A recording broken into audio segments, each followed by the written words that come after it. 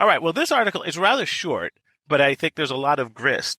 I agree. So it is by Michael Petrelli. It's a blog called Education Next. And yes, it really is harder to get into selected colleges today. And it says, quote, a comparison of SAT scores over time tells a story.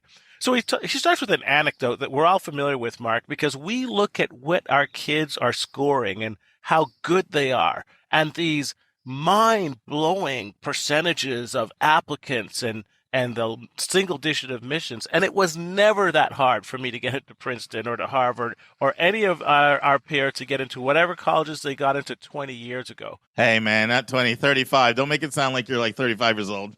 No, I'm 40, man. But remember, count backwards. Actually, 40 years ago. Did I say 35? Man, that's 40 years ago. Anyway, yeah, I had to correct it. Go ahead. Yeah, I know you're on a roll.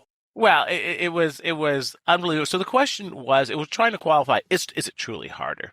And so what he did is he first identified the top 100 national universities and 50 top liberal arts colleges based on U.S. News and World Report. And then he took the data of SAT scores from 1985. He got that out of Barron's Profiles for American Colleges. And there was a renorming of the SATs that occurred. So he used a concordance table so he would adjust apples to apples sort of thing. And then of those 150 SAT institutions, about 95 of them had score data available from 1985 that he could directly compare to 2016. And what they found was, shockers of shockers, that the median SAT scores for the most selective institutions have risen significantly over the past 30 years. And that, quote, it really is harder to get into such schools than 30 years ago. Now, he cited a bunch of school examples. We can talk about that later, but I'll just briefly say to wrap up that there are 3 or 4 major reasons for this.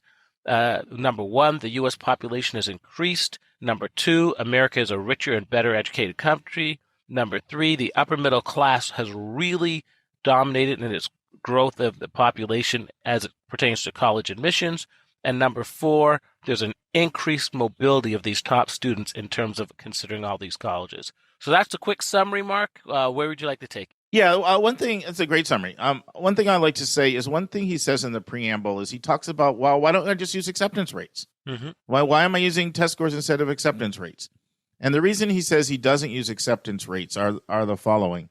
He says acceptance rates have plummeted for most institutions in recent years, and we understand it to the application process. But he points to several reasons. One, he says that the Common App makes it really easy and affordable for people to apply to large numbers of schools. And we've talked about the stats about how many people apply to 7 or more schools, 10 more schools, 15 more schools compared to before. And the numbers are astronomical in terms of the increase.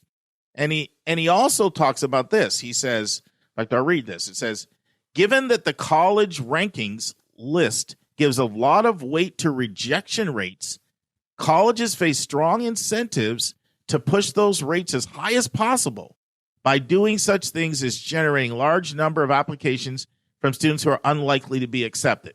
So he makes the argument that colleges can game their acceptance rate easier than they can game their test score averages. And that's debatable because I can argue you can game both. But he's definitely correct that you can game or manipulate your admissions rates. And I'll just share, even though this isn't in the article, I'll just share a couple of examples because I'm sure someone's saying, well, how do you game your admission rates? Well, here's one example.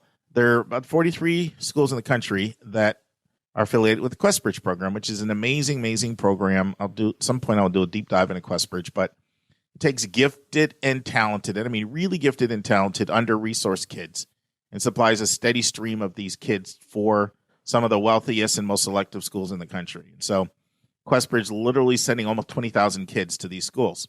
So what happens with a school, if you're one of these 43 schools in the QuestBridge population, you work out a partnership in advance with QuestBridge as to how many kids you're going to admit.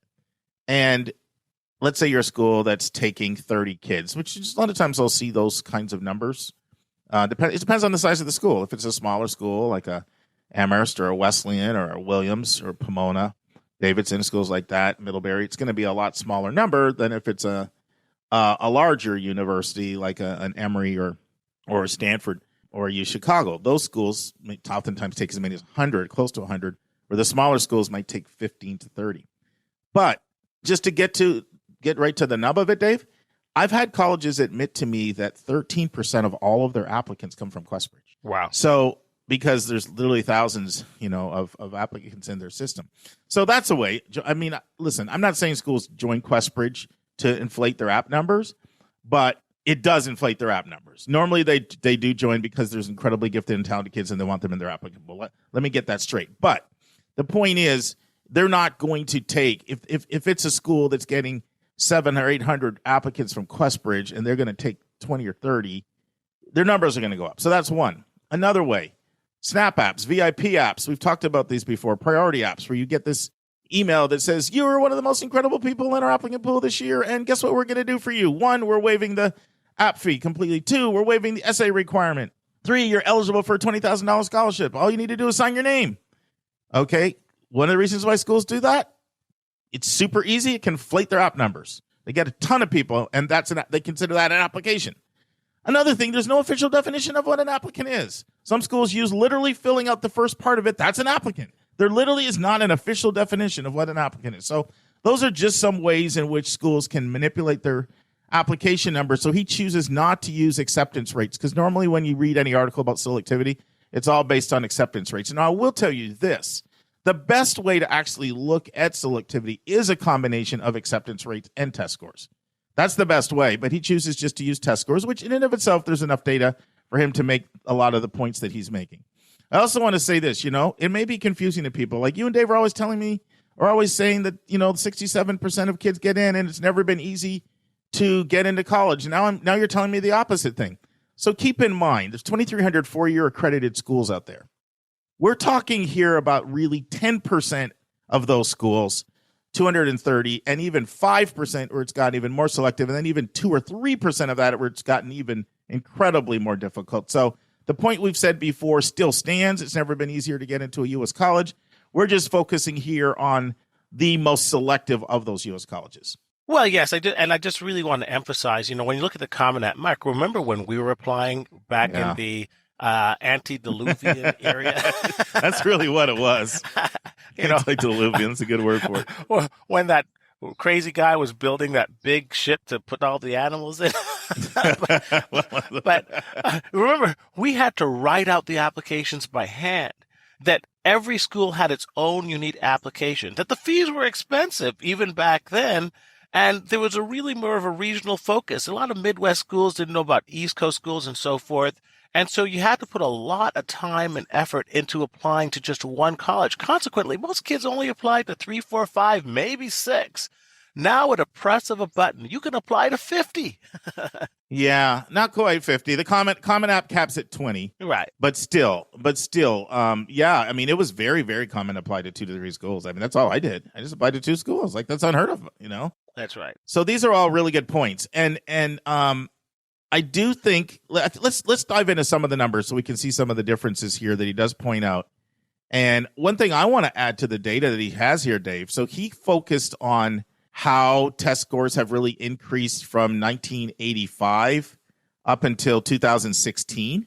That's what he did for his data. Yeah. But I looked at 2021 data and the trend line just continues. So let's give an example. So he pointed out that if you go back to 1985, Elon had an average SAT of 952. In 2016, it's 1192. Well, now it's 1233. He pointed out how Boston College was an 1190. Once again, he's adjusted for the changes in the test. So this is a real good apples for apples comparison. And then in 2016, it's a 1360. Well, now it's a 1420. And Georgia Tech was a 1243 back then. And then he says it's 1410. Well, now it's high 1400s. And so the trend just continues. And I'll give one more example. He says UNC Chapel Hill in 1986 was 1110 average SAT. In 2016, it's a 1263. Now it's a 1395. So the point is, it really is harder to get into this subsection of schools. And why is that important for us to talk about, Dave? Because I think it's important for a few reasons. But why do you feel it's important? For like, Well, why even pick this article? What's the upshot? I think his point of relieve the psychic stress by introducing a level of realism and acceptance into the population. First of all, being rejected from one of these schools is, I don't want to say it's not a big deal, but the reality is it's purely a numbers game.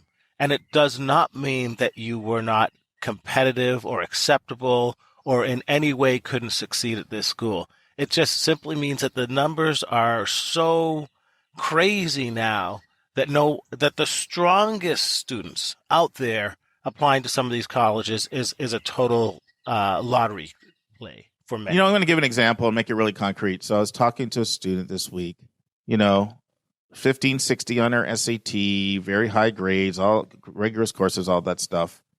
And she was really, really disappointed that she never got in Brown, early decision. Then she tried ED2 to another highly selective school. She never got in there. And she was really sad. And I started pointing to her the numbers. And I said, do you realize that for every 22 high schools in this country, only one kid gets into Brown? And it kind of was a little bit of comforting for her to realize, oh, maybe it's not that I'm bad and there's something wrong with me. Maybe the competition is just really that fierce at that level. So I think that's a good point that you're bringing up, because that's not what I was thinking of my main takeaway, but I think that's actually a really good takeaway, Dave.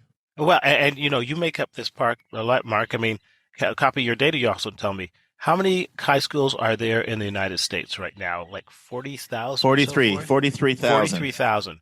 So if you add up the valedictorians and the salutatorians, that means you need to work on your pronunciation of that word, by the way, dude. Salutatorians. Salutatorians, man. Salutatorians. Went to your Diluvian age back then, Dr. Lincoln Penny. Yeah, they also ran, guys. You know what they call it, just because I probably think a lot of people mess up? They just call it vowels and sals. I like that. But every time I do that, I'm like, man, that means I could have got you on Venetian's vernacular. I missed an opportunity to bust you. No, now you'll know it. If you add up your Valley and Sally's, you're like 85,000 kids. And I forget how many kids get perfect on their SAT scores every year. Mark, what is that number? Don't know that number off the top of my head. I should. But it's in the thousands. It's in the thousands. But the point is, if you look at the fact that there are more than enough Valleys and Sallies and perfect SAT scores. Vowels and Sals, by the way. Now you're going Valley Girl on me. Vowels and Sals. Vowels and Sals. That you could easily fill up all of Harvard's class, for example, with salutatorians and valedictorians with perfect scores, if that was your... No, Harvard has said that. They get 3 times more just perfect scores than their spots. And I can say this, the acceptance rate at Stanford for perfect test scores and 4.0 is around 20%. About 1 in 5 kids with perfect test scores and 4.0s get into Stanford. And that would just blow my mind. I mean, and I would really feel for that kid who had perfect test scores and straight A average. And then and harping back to what your conversation was like last week, the dream crusher analogy is, imagine going to a kid who comes to you as a college counselor with a top heavy list, perfect scores, straight A average, and saying, kid, you got an 80% chance of being rejected.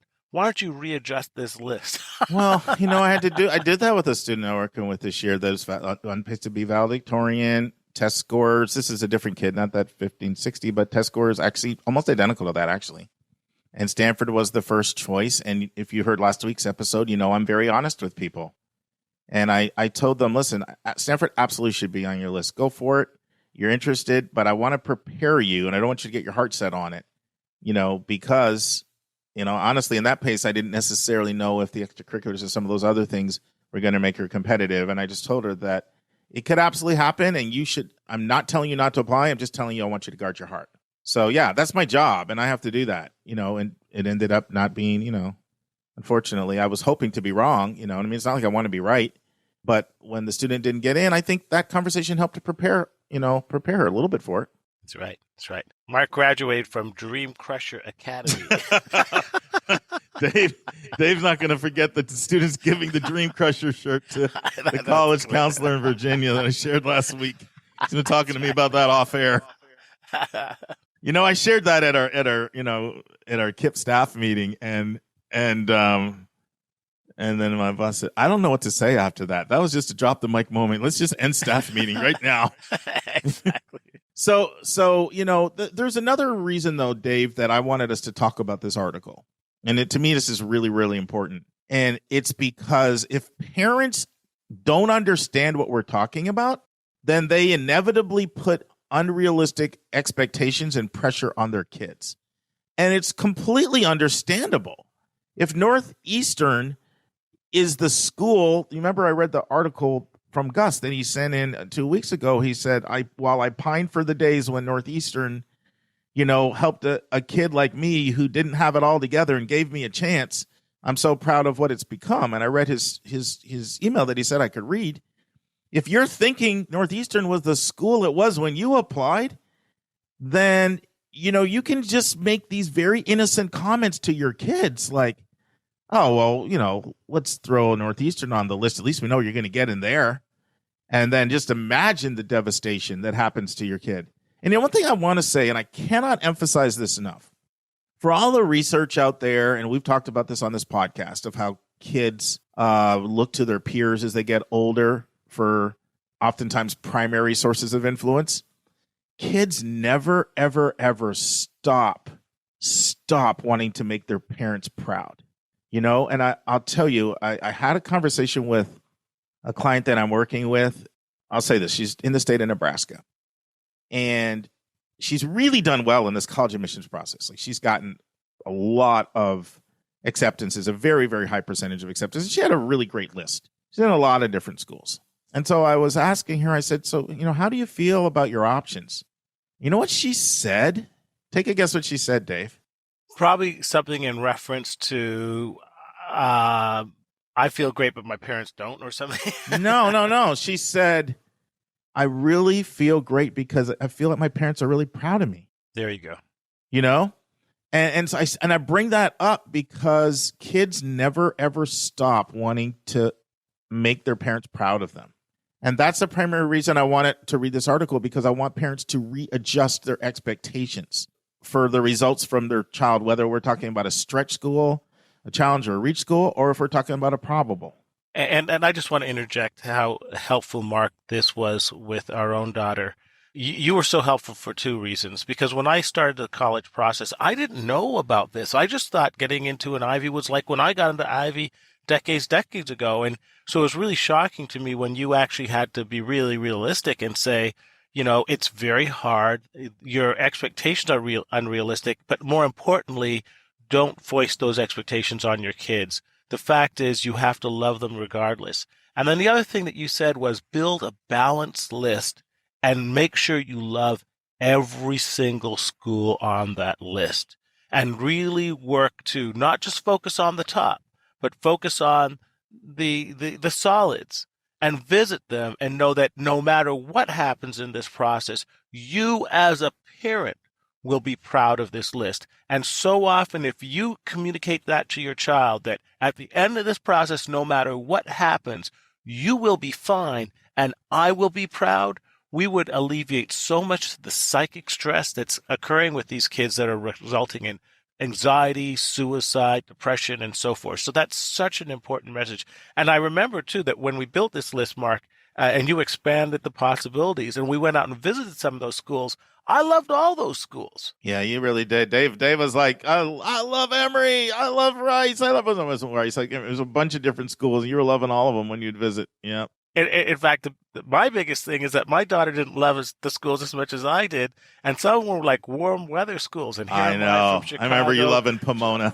That's right. We're in Pomona. It's January. It's 80 degrees. It's Chicago. It's like 20 below, and my daughter is still like, so it's sunny. And I'm like, are you crazy? I want to visit. Get out of Chicago. I don't want to visit you in some snowy climes. Let's take a look at Hawaii. I had a call this week just to reinforce this, from a parent. And I'm not going to get into details of schools, but I really appreciate the transparency of the parent.